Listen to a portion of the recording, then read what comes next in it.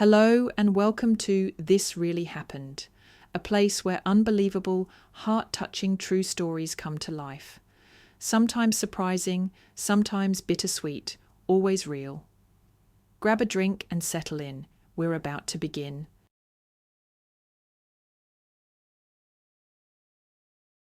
The sun's rays timidly penetrated the thick fabric of the curtains, flooding the room with soft light. The weather, for the first time in a long week, promised to be gentle. Eleanor Miller reluctantly stretched in bed, opened her eyes slightly, and a faint smile appeared on her lips. She turned her head, intending to wake David, but the spot beside her was empty. From the kitchen came the intoxicating aroma of morning coffee, that unique scent it only has at dawn. David sat on the small sofa, engrossed in reading. Eleanor Miller certainly had cause for worry. Their son was due to arrive today with his... He had called a few days ago saying they would visit this weekend, but not alone. He would bring a girl. This came as a complete surprise to his parents. They hadn't suspected their son had a girlfriend. But Ethan clarified that she wasn't just a girlfriend, but his fiancée. According to him, things were more than serious between them. This news was a real surprise. They hadn't expected their son, who was only 21, to decide to tie the knot so early. However, they weren't going to object or dissuade him. After all, they themselves had married in their 5th year of university. Ethan called again, saying he and Chloe were already on their way and would be in the city around 5 in the evening. Eleanor Miller had thoughtfully booked a table at a restaurant. At first, she wanted to prepare a festive dinner herself, but after thinking it over, she decided it was a significant event and she could afford this gesture. Their family belonged to the middle class. They weren't poor, they didn't deny themselves much, but they avoided unnecessary expenses. In recent years, a significant portion of their funds had gone towards Ethan's university tuition, plus the parents were saving money to buy an apartment for their son. "The kids will be here by 5. Will you meet them?" Eleanor asked her husband. "I need to get ready, otherwise I might not make it." "Of course I'll meet them. Don't be so anxious, it's not the Queen of England coming to visit." David tried to dispel her worries again. But Eleanor Miller was still anxious. She was worried about how they would receive their son's fiancée. There seemed to be no reason for concern, but the anxiety only grew, like a snowball. Around 3 o'clock, Eleanor Miller called the restaurant to clarify the dinner details. Placing the phone on the table, she looked at her reflection in the mirror. Her thoughts involuntarily drifted to the past. How quickly life flies by. It seemed like just yesterday Ethan was learning to walk, then he was starting 1st grade with a huge bouquet, and now she was waiting for him to visit with his fiancée. And it was quite possible this girl would indeed become his wife. Then they would have children, her grandchildren. "Grandchildren," she repeated aloud, and the thought horrified her. "What grandchildren? I'm only 43, she exclaimed to herself. "I could theoretically still become a mother myself, and here I am, a grandmother already." A phone call distracted her from these thoughts. Ethan again. "Yes, son?" "Hello, this is not your son. This is a paramedic. We are currently taking your son to the hospital. The minibus he was in a car accident." A strange and sharp male voice said on the phone. Eleanor Miller understood nothing. What accident? Who was taking whom where? What nonsense! Just an hour ago she had spoken to Ethan, and everything was perfectly fine. "Madam, can you hear me?" The same voice spoke again, insistently. "Excuse me, we are taking your son to the 5th hospital. Can you come?" "Who are you?" Her mind refused to process what was happening. "Where is my Ethan?" "I understand your state, but now you need to compose yourself and come to the 5th City Hospital. The young man might need a blood transfusion." Please hear me." The voice now sounded pleading. "Yes, we'll come now," Eleanor whispered, completely drained, and hung up. She looked at her reflection, and it seemed to her that she had suddenly aged by at least 10 years. Her husband entered the room. "Who were you talking to?" Ethan called again. "He must miss you a lot." "Well, don't worry, you'll see him soon, then you can talk all you want." David Miller smiled, and only then noticed that his wife was frozen like a statue. "David, we need to go to the 5th hospital. They're taking him there," Eleanor said barely audibly. "Who are they taking to the hospital?" "Ethan," Eleanor repeated just as quietly. "Why to the hospital?" David understood nothing. "Accident," was all Eleanor could exhale, and suddenly she jumped up from the chair, pacing the room. She snatched things from the closet, scattering them on the floor. "Ellie, please wait, calm down. I don't understand anything. What happened?" "He'll need a blood transfusion." She suddenly froze in the middle of the room. "That means it's bad, doesn't it?"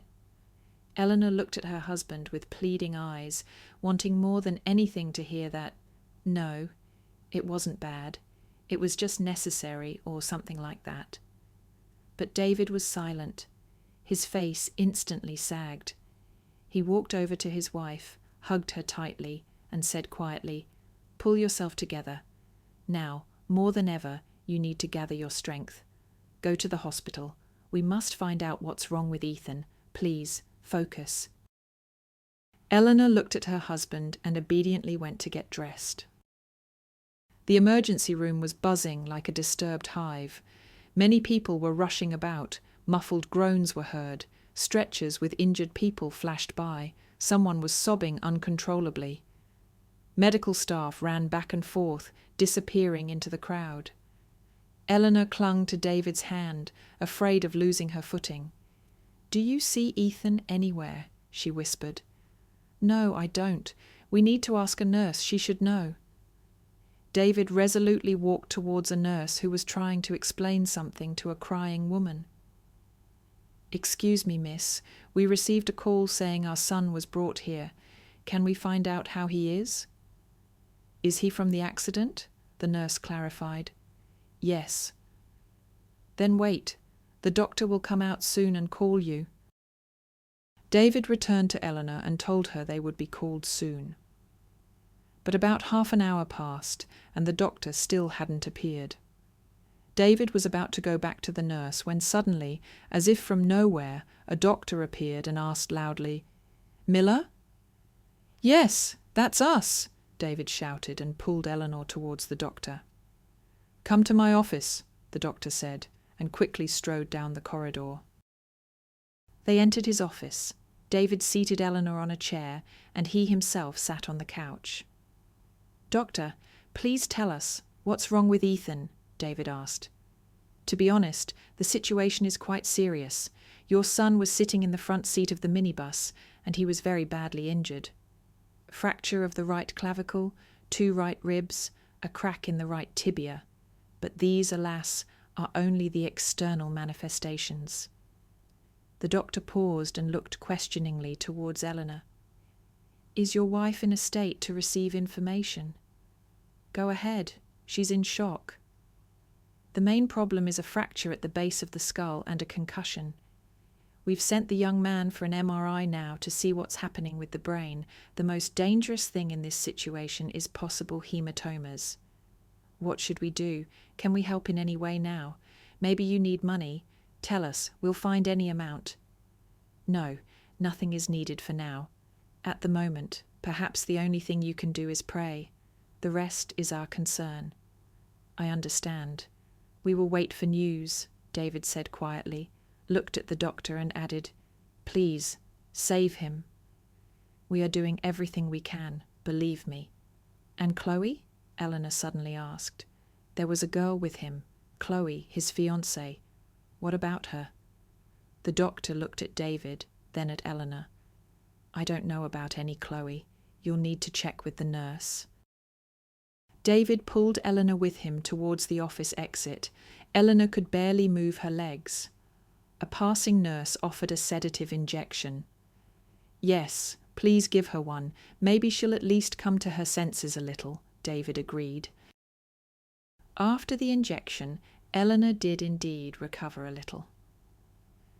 "David, did the doctor say when there would be any results?" she asked her husband. "They said to wait. We need to find out about Chloe." "Yes, that's right. The girl was probably injured too, and her parents need to be informed," David agreed. He went over to the nurse to ask about the girl's condition. "Excuse me, but the girl died. She was the only one who died in this accident." "I'm sorry," the nurse said, and walked away from David. She looked as if she were to blame for the girl's death. David froze, as if struck by lightning. He didn't know how to tell Eleanor about it. She had just started to recover from the shock. He went back to the nurse. "Excuse me, do you know where she was taken? She must have had a phone with her. We need to inform her parents somehow." "Don't worry, the police will inform them." "Yes, of course." David returned to Eleanor, who was talking to another woman at that moment. That woman's husband had been in the same minibus and was also injured, but not as severely. "Did you find out about Chloe?" Eleanor turned to her approaching husband. David shook his head negatively. "How? Was she brought to this hospital?" David looked at his wife and couldn't bring himself to tell her the truth. "No, she was taken to the 9th. Yes, the injured were split up, some here to us and others to the 9th, the woman said. David exhaled with relief. He would definitely tell Eleanor about Chloe, but not now. Closer to 10 o'clock, the doctor came out again and called David. His appearance did not please David. He understood that the doctor would not tell him anything good now. "I have bad news," the doctor began. David looked at the doctor's name tag to read his name and patronymic. The letters swam before his eyes. He couldn't focus. "Doctor, please tell me what's wrong with my son. Waiting and uncertainty are the worst." "He's alive. Yes, he's alive. But he has a very serious head injury." "And what can be done? Can it be treated somehow?" "You see, right now we can't do anything. It's a very atypical situation. Operating is risky. He might not survive it. The only thing we can do right now is support his vital functions." "How long do we wait?" "A couple of days minimum. Then we'll see the dynamics." "And what should we do? Go home?" "They won't let you see him now anyway. Try to calm your wife down. She needs to rest. And come back tomorrow around 11. No point coming earlier." "Okay, I understand. Thank you." David had a hard time convincing Eleanor to go home. She categorically refused. "What if he gets worse and we're not there?" "Listen, we can't help him in any way. The doctors are there. They are controlling the situation. And you need to rest, just a little. Please don't argue. Let's go home. We'll come back here tomorrow," the doctor said around 11. 3 weeks passed. During this time, the situation hadn't really clarified. Ethan was still in serious condition, in an induced coma. Eleanor Miller was deeply distressed by the news of Chloe's death. She couldn't imagine how she would tell her son when he woke up. Today, Eleanor arrived at the hospital to see her son only around lunchtime. She had been urgently called to work. By profession, she was a designer and worked in a small bureau. She had asked her boss for a month's leave earlier than planned, but the situation demanded it. For some reason, Eleanor was sure that Ethan would recover very soon, and then he would need his mother's help and constant care. But Ethan's attending physician, Dr. Robert Jones, only threw up his hands and said they needed to wait longer. What they were waiting for, the parents didn't understand. Their son was just lying in the hospital, and it seemed like no one was doing anything for him. Eleanor Miller resolutely knocked on Dr. Robert Jones's office door. "May I come in?" she asked, opening the door slightly. Yes, come in, please. The doctor got up from his desk and sat on the couch, inviting Eleanor Miller to sit beside him. We need to talk to you, Dr. Jones. Just tell us honestly, what should we do? What are Ethan's prospects? We can't just sit idly by and wait. You must understand me. I understand, but I can't offer anything yet. This isn't London, unfortunately. No one will allow your son to be transported such a distance in this condition to the capital.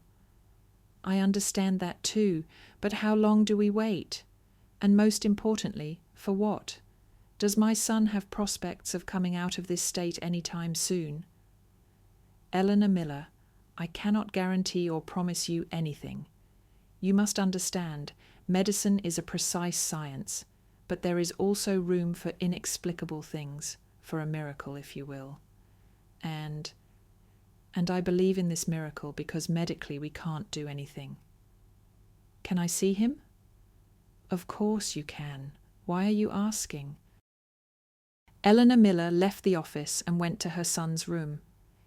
Ethan lay on the bed in the same position as yesterday and a week ago.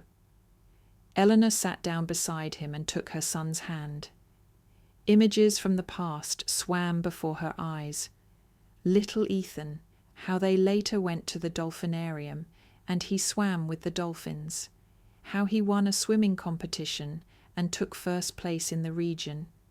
She wanted to cry so badly, but there were no more tears. In these 3 most terrible weeks of her life, she had cried out everything she could. And at that moment, despair seized Eleanor. A wild, all-consuming despair that was impossible to cope with. Her hands began to tremble, her legs felt like cotton, and dark circles appeared before her eyes. It seemed like just a little more, and she would lose consciousness. Eleanor jumped up from the chair and nearly fell, but managed to grab the edge of the bed and sat down again. Something must be done, sounded in her head. But what? The poor mother didn't know and didn't understand who to turn to or where to run. Leaving the hospital grounds, she slowly walked towards home. She really wanted coffee, the aroma of which wafted down the street from the nearest coffee shop. She resolutely turned towards it. Entering inside, Eleanor saw that all the tables were occupied by couples and felt disappointed. As she was leaving the cafe, she noticed a man sitting alone at a table in the far corner. Well, I won't bother him too much if I drink my coffee in 10 minutes and leave, Eleanor thought, and confidently walked towards the table. Excuse me, is this seat taken? May I sit at your table? I'll only be 5 minutes. Just drink a cup of coffee and leave. She addressed the man, who was carefully studying some papers. The man turned and nearly dropped the documents from his hands in surprise. Ellie! He exclaimed. Eleanor looked at the man, puzzled. How does he know me? The thought flashed through her mind. Yes. Excuse me, do we know each other? Eleanor clarified. Ellie, don't you recognize me? The man smiled. Eleanor began to examine him carefully.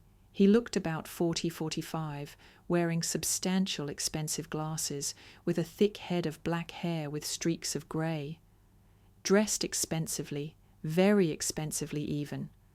Among her acquaintances and friends, there was no one with such a level of wealth.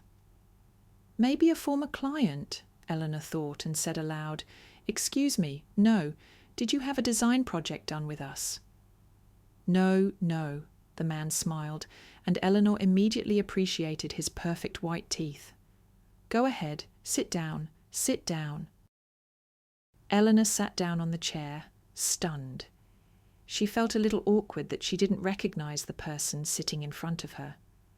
So, how do you know me after all?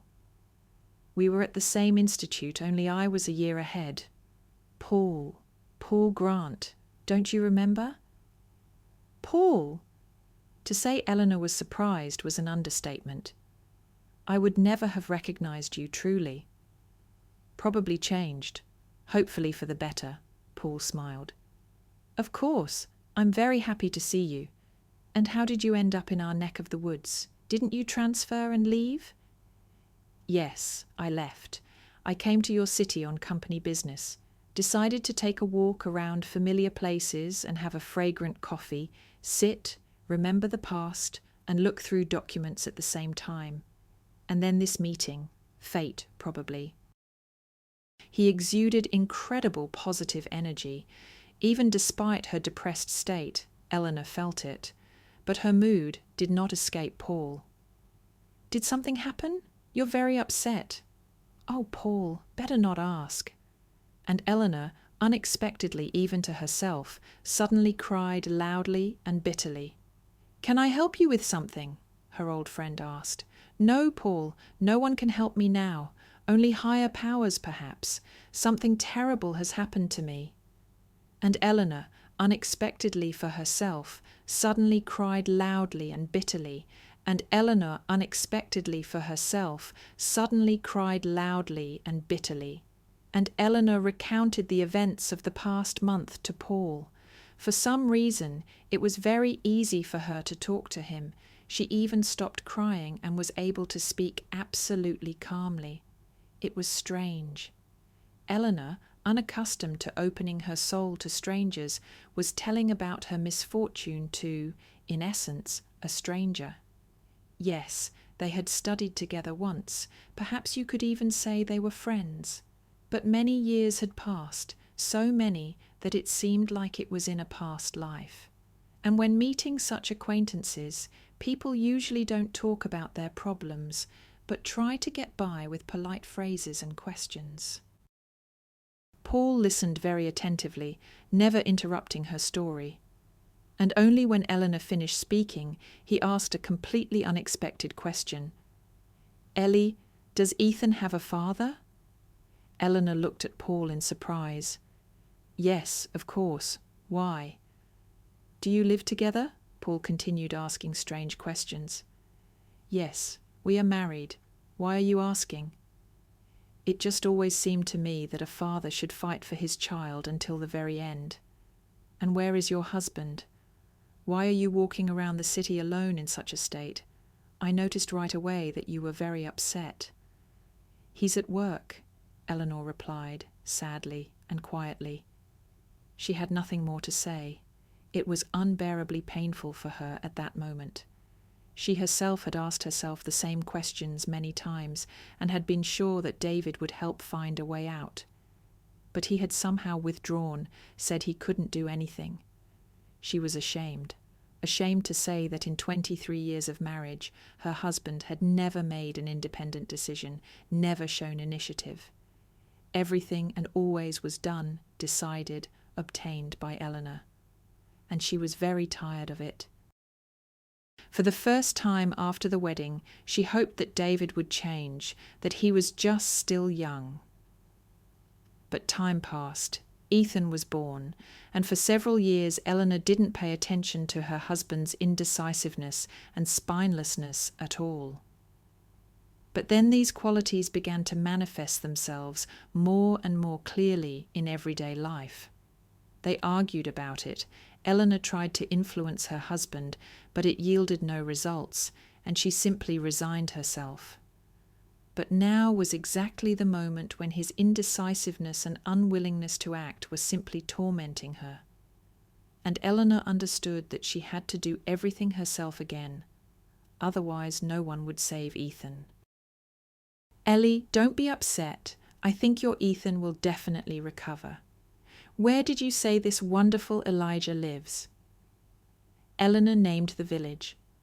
I don't know which region it's in yet, but someone should call me this evening and tell me how to get there. Okay, calmly. We won't wait until evening, Paul said confidently, took out his phone, and on the phone.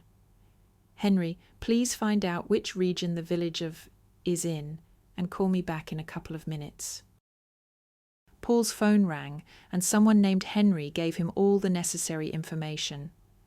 Eleanor looked at Paul, stunned. Tell me, can you get leave from work for a couple of days by phone so we don't waste time and leave right now? I'm on vacation starting today, she said slowly and quietly. She looked at her old acquaintance with such surprise that it took her breath away. "But I need to pack at least some things for the trip." "What things?" "We'll buy everything we need on the way," Paul said clearly and businesslike. "Look, if we leave right now, we'll be there by midnight. Although, no, right now." So he put on a show at first, and now he's backing down, she thought sadly. "Paul, I understand. You have your own business. I'll go by train or bus myself. There's transport. You've already helped me by finding out the region. Thank you." "No, not right now, because we haven't finished our coffee," Paul smiled. "You'll finish it." "Well, you're something," she smiled. "But what about your business?" "Ellie, my dear, my business can wait. I have people to work. The main thing is to keep my finger on the pulse. In this case, be in touch, on the phone. Don't you worry about that at all. Finish your coffee calmly and we'll go." They finished their coffee and left the coffee shop. Paul walked to a car, and Eleanor was surprised again. A luxurious business-class car stood before her. "Even if we sell our apartment and car, we won't have enough money," Eleanor thought for some reason. "Please." Paul opened the front passenger door and gestured for Eleanor to get in. "Thank you. You have a very beautiful car." "Yes, I like it too," he smiled in response. "Wait, don't you need to call anyone and tell them you've left?" "No, I don't. What about your parents?" "Dad died a year ago, and Mum followed soon after. So besides my husband and son, I have no close relatives, although you can't really call my husband close, especially now. I'm sorry. Please accept my condolences for your parents." "It's all right. I've already gotten through that, although it's hard, of course, without parental support." "I understand. My parents also passed away one after another 7 years ago. First Mum, and then Dad 6 months later. It's very difficult." "Yes," Eleanor said, and looked somewhere into the distance. They drove in silence for about 10 minutes. Each was thinking their own thoughts. But Eleanor was sure that Paul, just like her, was thinking about his parents now. That wound never heals. Around 11 o'clock, they drove into a town near the necessary village. Paul suggested staying the night in the town because driving to the village at that hour would not be right. They found a small, cozy hotel and took 2 single rooms located next to each other. "Are you hungry?" Paul asked. "I don't even know. I think so, but not very." "Let's have a glass of wine and some salad, and then sleep. We need to get up early tomorrow." "Yes, I agree. Wine will relax me and help me sleep." "Then go up to your room. I'll be there soon." Paul arrived about 40 minutes later. Eleanor had managed to shower and change into a hotel robe. "I found out everything about this Elijah. The administrator is a very talkative girl. She explained everything to me in detail. You need to go to him by 8 o'clock. He doesn't see anyone earlier, but you must get to him before sunset. He doesn't see anyone after that either. So I suggest we go to the village by 7. There will definitely be a queue there." People are brought to him not only from all over the country, but also from neighbouring countries. It's not a given that we'll get to see him tomorrow on the first try. The administrator said some people wait 3 or 4 days for their turn. Wow, I hope we didn't come here for nothing, and he really can help Ethan. There was a knock at the door, and a young man around 19 entered the room with a variety of dishes. He carefully placed them on the table, wished them a pleasant meal and rest, and left. After a small supper, conversation resumed, but Eleanor lay down and looked at her phone. 1:05, 1 in the morning. David hadn't called once. Does he really not care about me at all? She was almost asleep when she heard a message notification in her messenger. Eleanor picked up her phone and read, "Have you no conscience? Do you see what time it is? Is this your revenge?" She wanted to reply, but then she thought about it, and silencing her phone, turned onto her other side and fell asleep. At 6 a.m, they arrived at Elijah's house. He came out just a minute later, carrying a small suitcase by hand. Approaching the car, the healer greeted them and briskly got into the back seat. "Perhaps you'd like to sit in the front. I can give you my seat," Eleanor offered. "Thank you, no need. I'm not used to taking someone else's place, and this is your place. A wife should always be next to her husband," Elijah remarked. "But we're not husband and wife," Eleanor objected. "This is Elijah." Paul looked at Elijah, then at Eleanor, and just smiled. He liked this strange little man more and more. They arrived at the hospital where Ethan was being treated around 4 o'clock. Fortunately, Dr. Robert Jones was there and immediately received Eleanor in his office. "Good afternoon. I've brought this amazing man, and I insist that he examine Ethan right now," Eleanor began from the doorway. "Then let's go to the room," Dr. Robert Jones said. Eleanor, Elijah, and Dr. Robert Jones entered the room. Ethan lay in the same position as before. Elijah immediately went to Ethan's bed, gesturing for them to stay near the door. Approaching the young man, he first looked at him for several minutes, then took his hand and placed his own palm on it. It seemed to Eleanor that an hour had passed, no less. In reality, no more than 5 minutes had gone by. "Leave me alone with the young man for about 40 minutes, Elijah requested. "What are you planning to do?" the doctor clarified. "Don't worry, nothing dangerous or supernatural. I just need to be alone with him. Please, I beg you." Eleanor intervened in the conversation. "Dr. Jones, let's step out. Let Elijah be with my son. As a mother, I don't object." "Yes, of course. It certainly won't get any worse," the doctor agreed. These 40 minutes were the longest of her life. It felt like an eternity had passed. The waiting was simply unbearable. They say it's better to chase than to wait. Inaction and not understanding what was happening were throwing her off balance. Finally, the door to the room opened and Elijah appeared from it. He looked very strange. It felt as if he had aged before their eyes. Eleanor stared at the healer, stunned. What happened in there that he changed so much, she thought. But she asked aloud, "Tell me, is there even a tiny chance he'll make it?" Eleanor looked at the healer pleadingly. Dr. Robert Jones also asked with hope in his voice, "Well, are there chances for the young man?" "He will be fine. I need a bed in your hospital for 3 days. Can you arrange that, or do I need to break something on myself?" Elijah asked the doctor. "I think we can figure something out, don't worry. And are you sure about your conclusion? Can he really recover?" "Not can, but will recover. He will start recovering very soon." Dr. Robert Jones went to find Elijah a free bed in a room. Elijah looked into Eleanor's eyes. "Why are you looking at me like that? I already told you, everything will be fine. So, here's what we'll do. You go home now, take a shower, and go to sleep. Tomorrow, please don't come here. Your help won't be needed. But the day after tomorrow, you need to come to the hospital no later than—" He calculated something in his mind. "No later than 11. "Of course, I can be here at 7, Eleanor immediately agreed.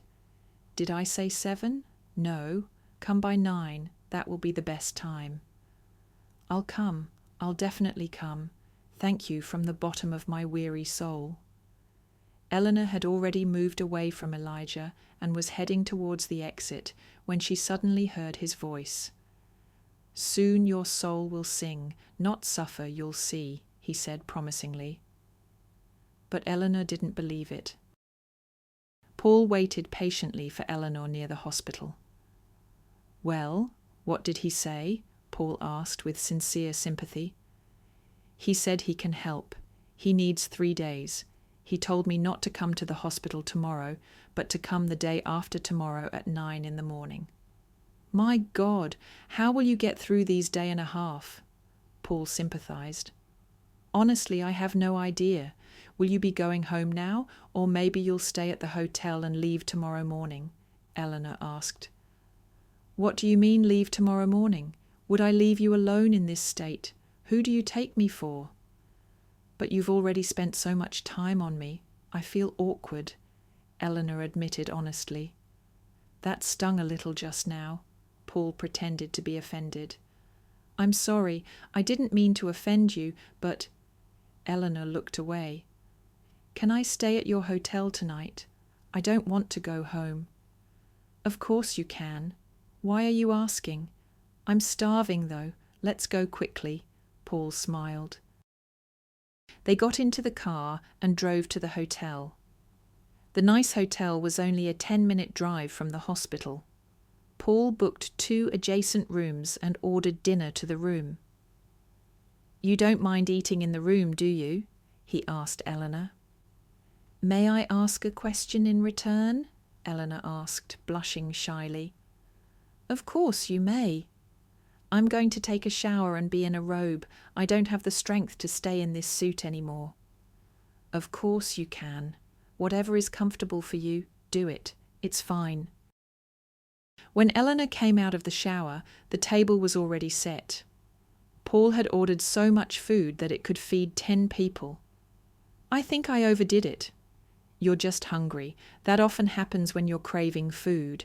Well, it's not a big deal. We'll eat the most delicious things. They talked until 2 in the morning, despite being terribly tired, not so much physically as emotionally. Eleanor didn't want to sleep at all. She felt incredibly calm and comfortable in Paul's company. They talked about silly things and recalled funny stories from their lives. Paul saw how worried Eleanor was about her son and tried his best to distract her from those thoughts. He admired the courage of this strong woman. Not every man is capable of enduring difficulties and blows of fate so steadfastly. And here was a seemingly frail woman. Although from his own experience, Paul knew that women were much stronger and more resilient than men. And he sincerely didn't understand who came up with the idea of calling them the weaker sex. Eleanor fell asleep in Paul's hotel room. He felt sorry waking up the woman he loved, and he carefully carried her to his bed while he himself lay on the small sofa. In the morning, they went to the hospital to see Ethan, exactly at 9, just as Elijah had said. Dr. Robert Jones met them at the entrance to the department, and seeing him, Eleanor was afraid that something had happened during that time, and immediately scolded herself for allowing herself to relax. What? What happened? She rushed to the doctor. Calm down, Eleanor Miller. Everything is fine. Even better, Ethan has regained consciousness. How? He came to his senses in these less than 2 days? Eleanor couldn't believe what she heard. Can I see my son? Does he understand where he is and what happened? Calm down, he's fine, especially his head. You can see him, he's waiting for you. Eleanor didn't walk. She flew into Ethan's room. Ethan was sitting on the bed, and Elijah was sitting next to him on a chair. Son, Ethan, my darling. She started kissing and hugging him, not believing her own eyes. How are you? Can you talk? Mom, don't worry, I'm fine. I'll recover soon. Elijah. Eleanor wanted to embrace Elijah, but she understood it wouldn't be very proper. She fell to her knees before him and began to thank him. Elijah, not expecting such a turn, lifted Eleanor from the floor and seated her on a chair. Eleanor, please stop. What are you doing? You're embarrassing me. I don't know how to thank you. You saved my son. Tell me, how much do I owe you? I forgot to ask you about the amount. Listen to me. You need to calm down a bit. I'll step out now and leave you alone with Ethan. He needs to tell you something important. And then we'll talk. Agreed? Yes, of course. Son, what do you need to tell me? Something bad, right? Mum, stop it. I told you everything is fine. Listen, just don't worry and don't be scared. When I was in a coma, Chloe came to me. He saw that his mother was about to say something, didn't let her say anything, and continued, Yes, yes, I know she died. Don't interrupt. She asked that when you have a daughter, you name her Kate, in memory of Chloe. Her passport name was Chloe, but she was christened Catherine, you understand. Eleanor understood nothing at all. At one point, it even seemed to her that her son had problems with his head. Son, doesn't your head hurt? No, Mom, my head doesn't hurt. Promise me you'll name your sister Kate, please. It's important for her and for me. But I'm not planning on having a baby. I'm 43, if you remember. You're not planning to, but you will, Ethan calmly remarked. I don't understand anything. And one more thing. I know you and Dad are getting a divorce, so you don't worry. I'll tell you right away. I'm not against it. I'm with you. Eleanor stared at Ethan, stunned. He loved his father and was almost always on his side. What happened? Why such sudden changes? What was connected to this and what contributed to it? Eleanor felt like she was dreaming. Ethan, what about Dad? You always said you would never forgive us if we divorced. Mom, that was when I was a kid. I've grown up and I evaluate things differently now. I know Dad didn't come to my room even once while I was in a coma. I know everything he did and said. I know what you did. I saw and heard everything. Mom, I beg you, be truly happy. As a woman, I won't stop communicating with Dad. He's my father, whatever he's like, and he taught me a lot. But I want you to be happy because I love you, and now I know that for sure. Eleanor was crying again. Tears streamed from her eyes. To hear such words from her own child, an adult child who had practically been on the other side, was too overwhelming and touching. Eleanor Miller hugged Ethan and kissed his cheek.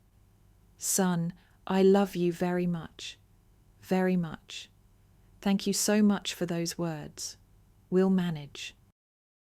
Dr. Robert Jones entered the room and said Ethan was being taken for an MRI. The results of the examination impressed even the seasoned doctors.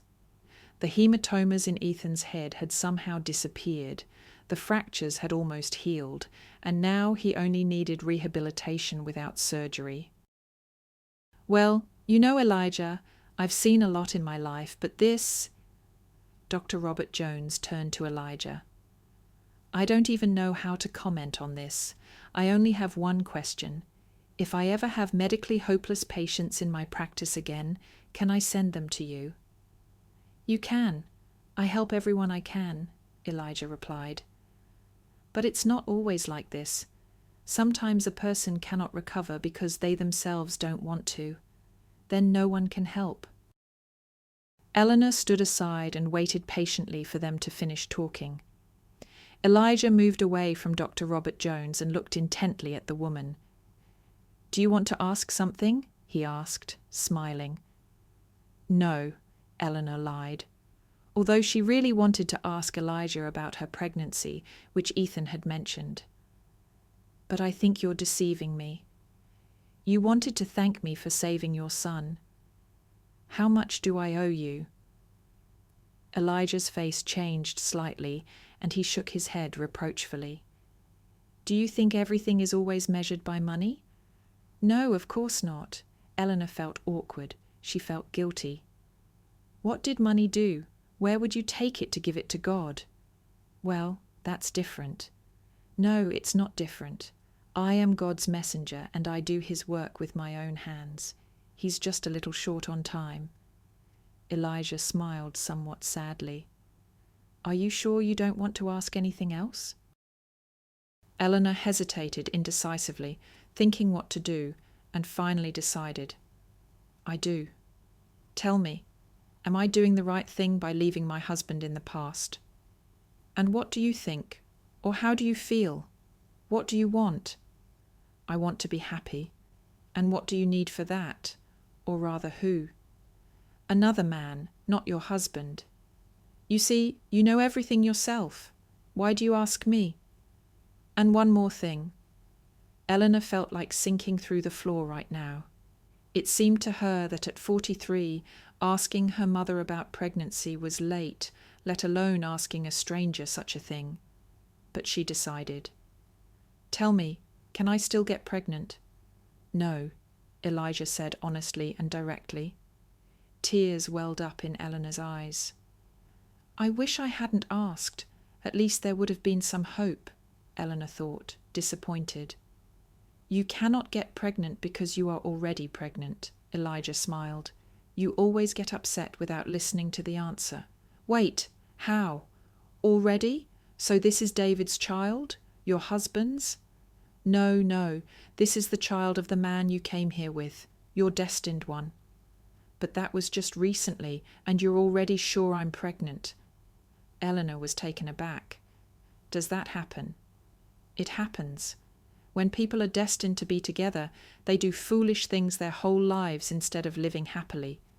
In such a case, fate uses the slightest chance to bring such people together. Unbelievable, was all Eleanor could say. Thank you so much. We'll take you back home. No need. Just take me to the train station, please. I have another journey to make now that I'm in the country. And take care of yourself and your family. That is the most important thing in life. Paul drove Elijah to the station and returned to the hospital. Eleanor spoke with Dr. Robert Jones and was surprised to hear that Ethan might be discharged home early next week, but he would need to follow a regimen and perform a set of exercises for a speedy recovery. Eleanor went into her son's room. Ethan was sitting by the window, staring into space. Son, what's wrong? His mother asked, frightened. Nothing, Mom. Everything's fine. I'm just sitting and thinking. Things like this happen in life. I was dying, almost died, and now I'm resurrected. If it weren't for you... Where did you even find this Elijah? Eleanor told him how she found out about him and where she went to bring him to the hospital. Yeah, you know how to surprise me, Mom. Ethan, I'm going to go now, but I'll come back tomorrow morning, okay? I really need to talk to someone. To Paul. Did I tell you his name? No, but I know. Go, of course. I'm going to sleep. I'm very tired. Ethan kissed his mother goodbye and lay down in bed, and Eleanor rushed to Paul. She kept thinking about how to tell him the news and whether to tell him now. Maybe she should be sure first. What if Elijah was mistaken? Paul was standing by the car, talking on the phone. Henry, this needs to be done urgently. I can't live like this after all. Yes, we'll transfer. Well, it's not a big deal. Yes, I understand there are certain difficulties. Maybe... I'll definitely talk to her. Of course, all right, keep in touch. Paul turned around and saw Eleanor approaching. Hi, can you talk? They blurted out in unison and laughed. You go first, Paul offered. I'll give way to the woman I love. It's her right. Paul, let's not do it here. This isn't the place at all. Okay, then let's go. Eat and talk. It's not a quick conversation. It requires attention and calmness. You're scaring me, Eleanor tensed up. Don't worry, nothing bad is happening. Everything is fine. Sitting at a table in the restaurant, Eleanor couldn't bring herself to start. Doubts about the correctness of such a decision overwhelmed her, but Paul watched patiently and waited. Ellie, I am, of course, a patient person, and I've waited for you for over 20 years, but let's speed things up a bit. What did you want to say? Eleanor couldn't think of anything better than to recount her conversation with Elijah from that day. Paul looked at Eleanor and didn't understand what she was saying. Are you telling me I'm going to have a child? A real one? Eleanor laughed. Of course, a real one. What else? And most likely it will be a girl. A girl, Daddy's little princess. It can't be, it can't be. Tears streamed from Paul's eyes. Eleanor hadn't expected this at all. A respectable adult man was crying like a child.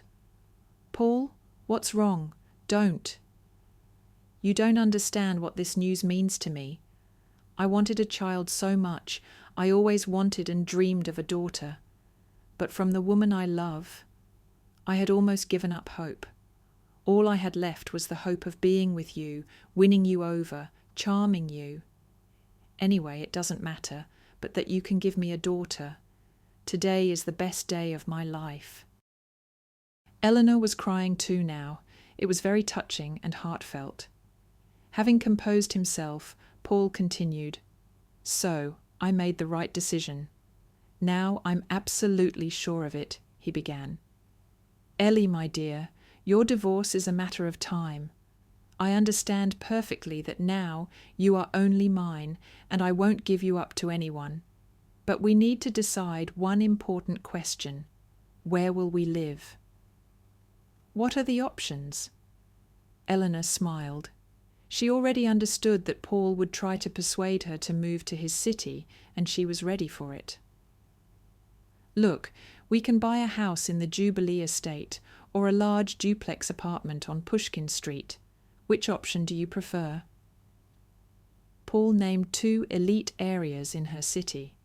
She had not expected him to be ready to move here. "Wait, so you're saying you're ready to move to this city for me and abandon your business?" She couldn't believe it. No one is going to abandon the business. We need something to live on. But I'm ready to move anywhere for you. "Paul, tell me, is the option of staying in your city not suitable for us?" "It is, of course, but I just thought—" Paul looked at Eleanor in surprise. "Would you agree to move to my city for me?" "Paul, I was married and carried everything on my own for over 20 years. I want to be a wife whose husband supports her, to feel married, not like he's married to me. I'm ready to go anywhere with you, even to Siberia." Paul couldn't resist, jumped up from his seat, and swept Eleanor into his arms. "Ladies and gentlemen, I have the best wife in the world," he shouted across the restaurant, "and I love her, and she's going to give me a daughter." The people in the restaurant applauded loudly. Someone shouted, "Well done!" Someone else, "Congratulations!" Eleanor blushed. "Put me down. You're embarrassing me," Eleanor said quietly. "You truly are my happiness." A week later, Ethan was discharged from the hospital, and the 3 of them moved to Paul's city. He had a large house, and there was room for everyone. Ethan decided to transfer and finish his studies in the same city and live with his mother and stepfather. To Eleanor's great surprise, Ethan quickly got along with Paul. They often went fishing together. Eleanor had never expected her life to change so much, that she would decide to become a mother for the 2nd time, and that she would finally be truly married and simply a happy woman. And even less did she expect to meet the man she had been secretly in love with at university so many years later, but she would tell him about that sometime later.